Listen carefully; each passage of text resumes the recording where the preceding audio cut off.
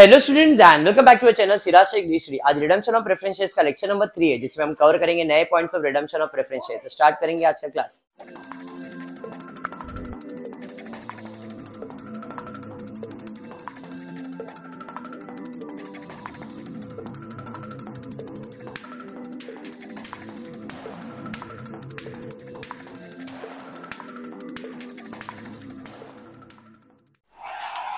Text book page number 123 sum number 8 क्या दिया question, जरा एक बार चेक करते।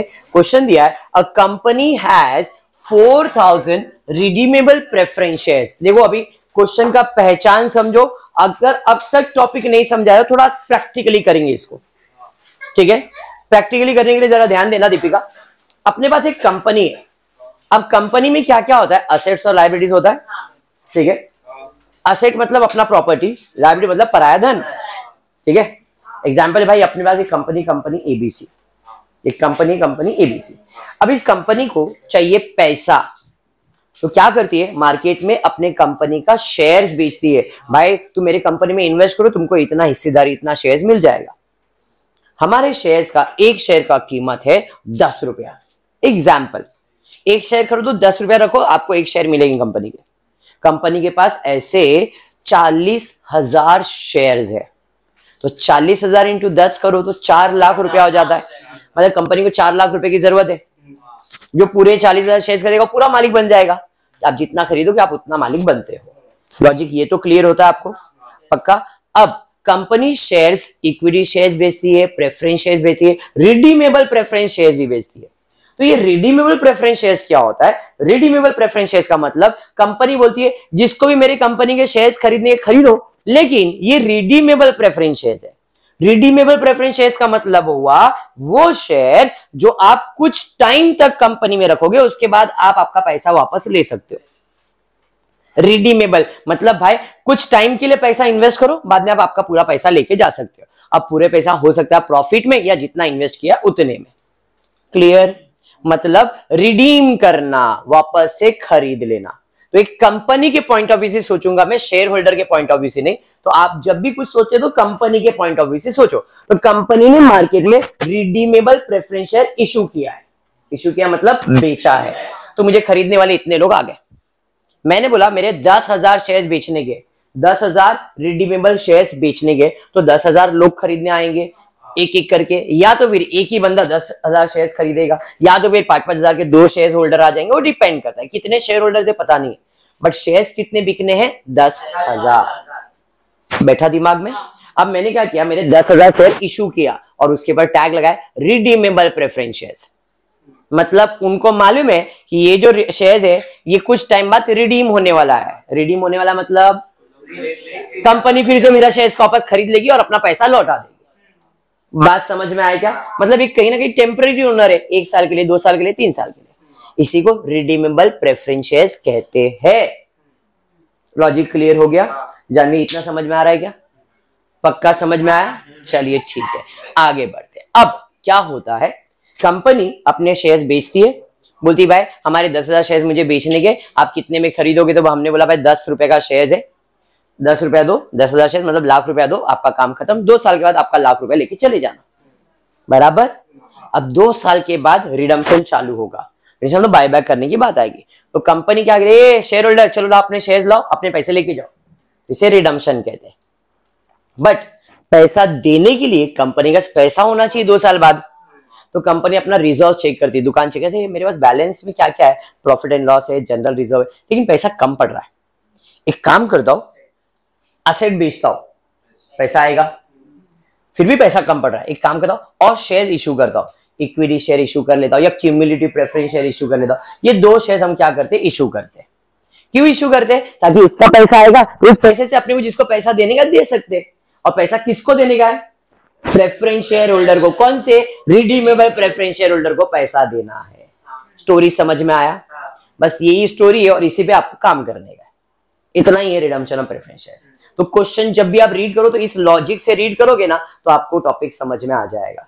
ये टॉपिक का मोटिव ही ये है, अपने शेयर्स को फिर से खरीदना है और खरीदने के लिए पैसा जमा करने का और बाद में इनको पेमेंट कर देने का, ठीक है। तो इधर जैसे इस क्वेश्चन को मैं रीड कर रहा हूं, a company has 4000 redeemable preference shares of 100 is fully paid. मतलब कितने शेयर मार्केट में इन्होंने इशू किया था? 4000 रिडीमेबल प्रेफरेंस शेयर इशू किया था। एक शेयर पे कितना लिया था? 100 रुपया। मतलब इन्होंने 4 लाख रुपए के शेयर्स मार्केट में इशू किए थे। कब? अपने को डेट नहीं बोला है, रिडीमेबल प्रेफरेंस शेयर्स था। Company decided to redeem the shares. Company ने दिसंबर में सोचा क्या है? रिडम्पशन करेंगे। कितने में रिडम्पशन करेंगे कुलदीप? Eight 5% premium. मतलब हमने क्या किया? 100 रुपए का शेयर था ना, हम 5% प्रीमियम 5% ज्यादा देंगे। तो एक शेयर अगर 100 रुपए का है, उससे 5% कैलकुलेट तो 5 रुपए आएगा। तो हम आपको कितना पे करेंगे? हम आपको 100 रुपया नहीं देंगे, हम आपको 105 रुपया देंगे। प्रीमियम मतलब ज्यादा देना होता है, पार मतलब जितना है उतना ही देंगे, डिस्काउंट मतलब कम देना। तो आपको देखना है कंपनी जो रिडीम कर रही है वो प्रीमियम में कर रही है, पार में कर रही है क्या डिस्काउंट में। डिस्काउंट में आने के चांसेस है 0.1%, पार और प्रीमियम आएगा। डिस्काउंट के चांसेस बहुत कम है, मतलब इट इज इक्विवेलेंट टू 0.01%, ना के बराबर है वो। ठीक है क्या? चाहिए एक सम करेंगे, ऐसा कुछ नहीं है। बट आपको मैं बता दूं, आपका जो रिडम्पशन होगा वो एट पार होगा या एट प्रीमियम। पार मतलब जितना है उतना ही, प्रीमियम मतलब ज्यादा। समझ में आया? फेस वैल्यू से ज्यादा देना, 100 का ज्यादा देंगे तो प्रीमियम होगा। तो इस बंदे को अब 4000 शेयर्स पे 100 रुपया नहीं देने का है, 4000 शेयर्स पे 5% ज्यादा मतलब 105 रुपया देना। तो 105 देना मतलब 100 रुपया तो कैपिटल का वैल्यू था, तो 5 रुपया किस चीज का वैल्यू है? प्रीमियम का वैल्यू है। बात समझता है? क्लियर है? तो पार और प्रीमियम, सॉरी कैपिटल और प्रीमियम का अमाउंट समझ में आया? लॉजिक बैठा दिमाग में? अब company makes the following issue. अब ये रिडम्पशन करने के लिए कंपनी क्या क्या किया है? कंपनी ने 1000 इक्विटी शेयर 100 रुपए का प्रीमियम इशू किया है। मतलब भाई कंपनी के पास पैसा नहीं रहेगा तो कंपनी ने इक्विटी शेयर इशू किया। कितना इक्विटी शेयर इशू किया? 1000 इक्विटी शेयर इशू किया। एक पे 100 रुपया था, बट 100 रुपया नहीं मांगा, 110 रुपया मांगा, मतलब प्रीमियम में इशू किया। तो हो सकता है अपने को लाख रुपया मिलने की जगह पे 1,10,000 मिला, तो ये फ्रेश इशू हो गया। उसके अलावा 1000 डिबेंचर इशू किया 100 रुपए का।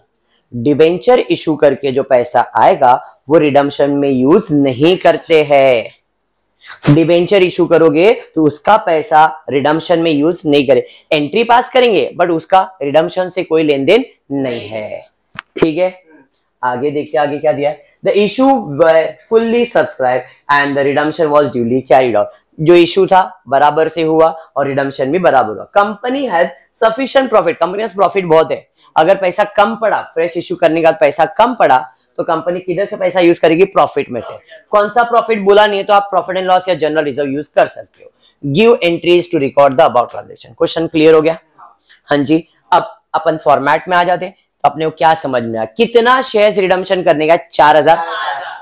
इधर कैपिटल वैल्यू, इधर प्रीमियम वैल्यू। तो 4000 शेयर्स का रिडम्पशन करना है।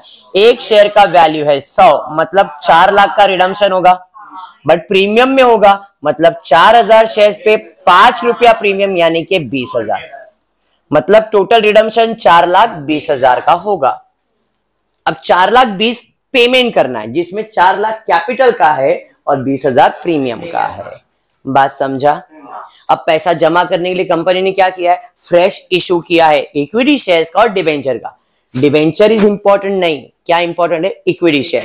तो आपने कितना इक्विटी शेयर इशू किया है देखो जरा। तो इस कंपनी ने 1000 इक्विटी शेयर 100 रुपए का है, 10% प्रीमियम, मतलब 1000 शेयर्स इंटू 110। सर 110 कैसे आया सर? मैंने अभी आपको बताया क्या है, 10% प्रीमियम बोला है ना इसने। तो 100 रुपया था और 100 का 10% 10 रुपया आएगा, बराबर है। तो इधर 1 लाख रुपया किस चीज का है? कैपिटल का, और 10,000 किस चीज का है? प्रीमियम का। लॉजिक क्लियर हो गया? चलिए फॉर्मूले में फिल करते हैं। तो फ्रेश इशू कितने का हुआ भाई? 1 लाख का। सर प्रीमियम भी अलग से लिख के रखो बट उसको यूज नहीं करते। तो फ्रेश इशू कितने का हुआ? 1,10,000 का। हाँ जी, प्रीमियम मतलब प्रॉफिट है ना, तो प्रॉफिट क्यों मैं किसी को दूंगा? है क्या नहीं? लॉजिक तो वही ना, जो मेरा प्रॉफिट है वो प्रॉफिट मेरा है, मैं उस दूसरे को क्यों दूं? इसलिए प्रीमियम को हम कैपिटल में नहीं लिखते। इधर कैपिटल का पैसा है, कैपिटल से ही पे करूंगा।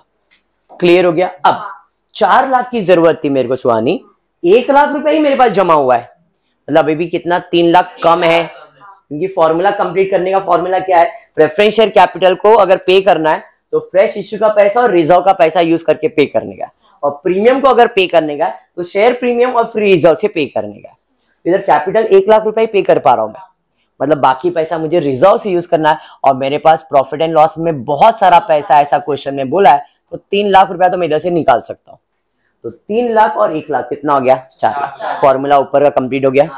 क्वेश्चन में कोई सिक्योरिटीज प्रीमियम वगैरह है क्या, नहीं, मतलब इधर भी जो पैसा जरूरत है कितना 20,000, कहां से यूज करोगे, प्रॉफिट एंड लॉस अकाउंट से। समझ में आया क्या, कितना 20,000। फॉर्मूला कंप्लीट हो गया। तो अपने को निकालना है वो, हाँ अपने को कैसे निकालना है, 4 लाख की जरूरत है ना, 1 लाख आया तो बैलेंस कितना बचा, उतना अपने को प्रॉफिट एंड लॉस में से यूज करना है। कहा, हाँ तो वही तो मैं, उसने क्या बोला है, सफिशिएंट फंड है बोला है ना, यहाँ पे कंपनी सफिशिएंट प्रॉफिट, सफिशिएंट मतलब है जितना चाहिए उतना मिलेगा। समझ में आ रहा है, इसलिए मैंने तो 3 लाख लिखा, अगर मुझे 1 लाख देता मैं 1 लाख लिखता, 50,000 10 लाख होता 10 लाख लिख देता, कौन सा मेरे जेब से उसको देने का है। उसने बोल दिया सफिशिएंट है, तो मेरे को जितना सफिशिएंट है मैं उतना सफिशिएंट ले लूंगा। क्लियर है, अदिति ध्यान दिया, क्लियर। पासवर्ड तो मिलते रहेगा, बट यहाँ पे ध्यान दिया, वाईफाई का पासवर्ड पे हैक करना चालू है, ये हैक नहीं हो रहा आपसे ये हैक कैसे करने का वो दिमाग में नहीं बैठेगा, लेकिन भाई इधर ध्यान दे। चलो ठीक है, यहां तक क्लियर हो गया शिवानी। तो आपकी फॉर्मूला कंप्लीट है, क्वेश्चन कंप्लीट हो गया। अब जाते, क्या मेरे रिडम्पशन जो करना है वो फुल्ली पेड अप शेयर्स है, हाँ। कोई सेल ऑफ असेट इल है, तो पहला है फ्रेश इशू हुआ है, एक ये भी हुआ है और एक डिबेंचर भी हुआ है, तो 2 फ्रेश इशू की एंट्री आएगी। 2 है ना फ्रेश इशू, एक तुम्हारा इक्विटी शेयर्स का फ्रेश इशू और एक डिबेंचर का, एंट्री तो पास करना पड़ेगा क्वेश्चन में है। तो फ्रेश इशू का मतलब क्या है कुलदीप, शेयर्स जाएगा बदले में पैसा आएगा, तो इसकी एंट्री आएगी पैसा आएगा, कैश और बैंक अकाउंट डेबिट होगा, पैसा आएगा बदले में शेयर जाएगा to equity share capital account, to premium भी तो है इसके पर, to securities premium account. By capital 1 lakh रुपए का गया, प्रीमियम 10,000 गया, टोटल पैसा आया 1,10,000। पहला एंट्री क्लियर।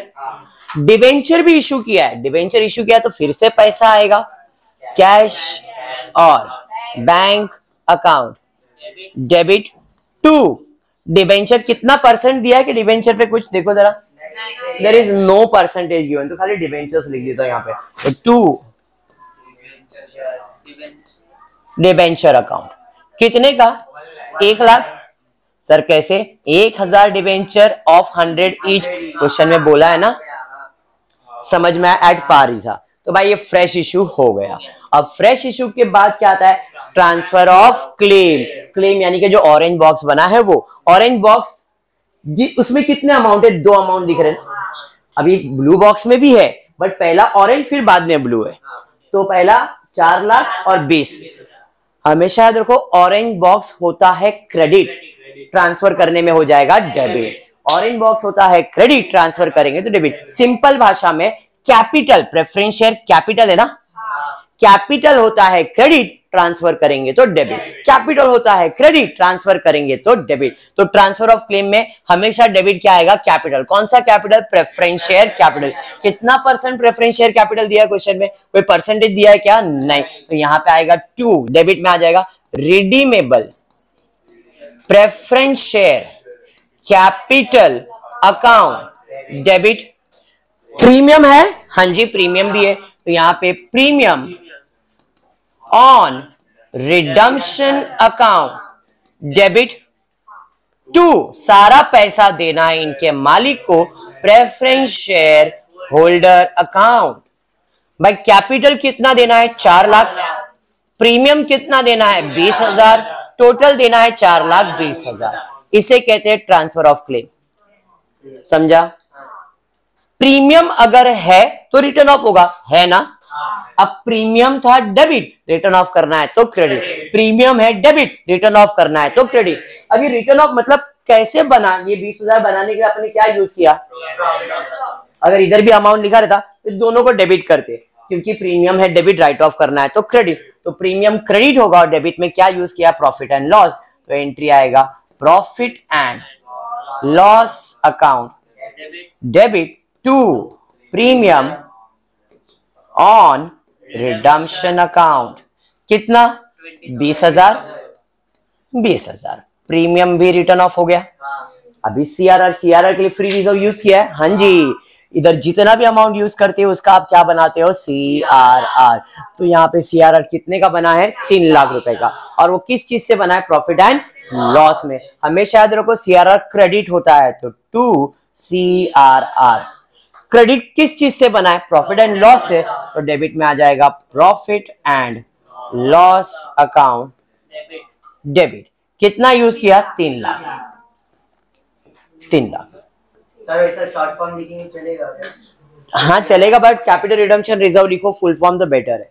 सीआरआर के बाद क्या है, पेमेंट कर देने का है, हाँ जी। अब पेमेंट किसको करेंगे, प्रेफरेंस शेयर होल्डर को पेमेंट करना है, पेमेंट करना है कुलदीप, मतलब पैसा जाएगा किसके पास, प्रेफरेंस शेयर होल्डर के पास, तो इसका अकाउंट डेबिट हो जाएगा, तो डेबिट में आएगा preference share holder account debit to cash और बैंक अकाउंट। कितना, 4,20,000, 4,20,000।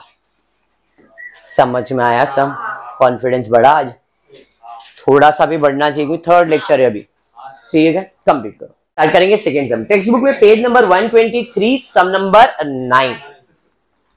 TB limited has issued 1,50,000 10% preference shares of 10 each redeemable at premium of 10% on 31st December 2017। जान क्या समझ में आ रहा है, एक कंपनी है जिसने कितने शेयर्स बेचे थे मार्केट में, 1.5 लाख शेयर्स बेचे थे, कितना परसेंट था, 10%, और वो रिडीमेबल था, बट रिडीम करने के टाइम पे हमने क्या बोला, कितना प्रीमियम देंगे, 10% प्रीमियम। 10 रुपए का शेयर था, 10% प्रीमियम, 1 रुपया ज्यादा देंगे, तो हम इसको कितना पैसा देंगे, 11 रुपया देंगे। तो 10 रुपया कैपिटल का, 1 रुपया प्रीमियम का। तो मैं फॉर्मूला पहले कंप्लीट कर लेता हूं। 1.5 लाख शेयर है मेरे पास, एक का वैल्यू है 10, यानी कि कितना हो गया, 15 लाख, बराबर। 1.5 लाख शेयर थे ना, क्लियर है, क्या हो गया, क्वेश्चन देख बेटा, क्वेश्चन में दिया अपने पास कितने शेयर्स है, 1.5 लाख शेयर्स है, 10 रुपए वाला, बराबर है। अब 10 रुपए वाला शेयर था, बट रिडीम कितने में करने का है, 10% प्रीमियम में, तो 10 रुपया फेस वैल्यू पे प्रीमियम कैलकुलेट होता है, तो 10 रुपए का शेयर, 10% प्रीमियम 1 रुपया आएगा, मतलब सामने वाले को 10 रुपया नहीं देने का है, सामने वाले को 11 रुपया देने का, जिसमें 10 रुपया उसका कैपिटल का है और 1 रुपया प्रीमियम का है। तो कैपिटल को कैपिटल में लिख दिया मैंने, 1.5 लाख शेयर 10 वाला, और 1.5 लाख शेयर्स के ऊपर 1 रुपया प्रीमियम, मतलब 1,50,000 प्रीमियम और कैपिटल। समझ में आया, मतलब ये पे करने के लिए 15 लाख रुपए का जरूरत है, और ये पे करने के लिए 1.5 लाख रुपए की जरूरत है। अब देखते हैं पैसे का बंदोबस्त कैसे करता हूं मैं। दिया है, the company has adequate balance in general reserve. बहुत पैसा किधर है, जनरल रिजर्व में, मतलब पैसे की जरूरत है तो जनरल रिजर्व यूज कर लेगा। जैसे इधर बोला था सफिशिएंट फंड, किधर है वो मालूम नहीं था, अपन ने प्रॉफिट एंड लॉस का नाम लिखे, यहाँ पे जनरल रिजर्व लिखा है तो जनरल रिजर्व यूज करेंगे। To provide fund for redemption, fund मतलब पैसा जमा करने के लिए क्या किया उन्होंने, इन्वेस्टमेंट बेचा, 2 लाख रुपए का इन्वेस्टमेंट 3 लाख रुपए में बेचा, मतलब लाख रुपए इधर ही जनरेट कर लिया लोग ने। 2 लाख का इन्वेस्टमेंट 3 लाख में बेचा है, मतलब असेट बेचा है, इन्वेस्टमेंट एसेट होता है, यहाँ पे असेट बेचा है। फिर इशू किया है कैश में 2500, 15% डिवेंचर ऑफ 100, डिवेंचर इशू किया है, डिवेंचर इशू किया है, वो आपके फ्रेश इशू में नहीं आएगा, पैसा तो आ रहा है बट इस पैसे से रिडम्पशन नहीं कर सकते, तो भाई ठीक है भाई, इसको भी इशू कर देंगे। फिर बोला है 50,000 इक्विटी शेयर, 10 रुपए वाला, 4 रुपए प्रीमियम में, मतलब यहाँ पे 50,000 शेयर इशू हुआ है, 10 मतलब 5 लाख के आसपास इशू हुआ है, और 50,000 पे 4 रुपया प्रीमियम भी लिया, मतलब 2 लाख रुपया प्रीमियम भी लिया है। अरे हाँ, ये आपके कैपिटल में आएगा, और कुछ है क्या, नहीं, ठीक है। चलिए, मतलब फ्रेश इशू तो हुआ है, कितने का फ्रेश इशू हुआ है, 50,000 शेयर्स एक का वैल्यू 10 मतलब 5 लाख एंड 50,000 पे 4 रुपया यानी कि 2 लाख। ये किसका है? प्रीमियम का। समझ में आया? पर मुझे 15 लाख की जरूरत है, 5 ही लाख रुपया आया, अभी भी 10 लाख चाहिए।